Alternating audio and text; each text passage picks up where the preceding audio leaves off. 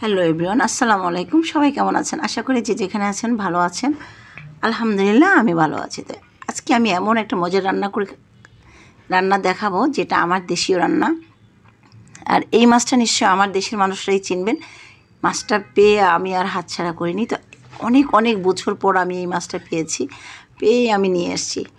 কাটতে যত কষ্টই হোক, দুইটা জিনিসই কষ্টের কাটা আছে। এখানে হচ্ছে লতি এবং মাছ। তারপরও খেতে মন চাইলে মানে অনেক কিছুই করা সম্ভব।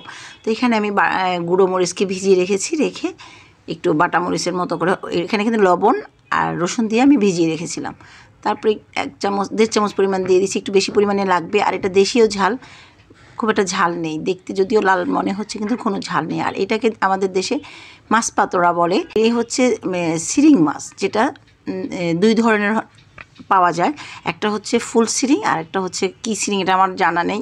দুই রকমের চেয়ার আমি চিনি, কিন্তু এখন আমার নাম মনে পড়ছে না। কারো মনে থাকলে জানাবেন। আর এই যে চিকন চিকন লতি অনেক কষ্ট করে কেটে নিয়েছি আর এই খাওয়াটার জন্য। আর এই খাওয়াটা মানে আমার অনেক ভালো লাগে। এটা যত সম্ভব কলা পাতা দিলে আরও বেশি মজা লাগে। তো কলা পাতা আর খোঁজার চেষ্টা করিনি, এভাবে করে ফেললাম।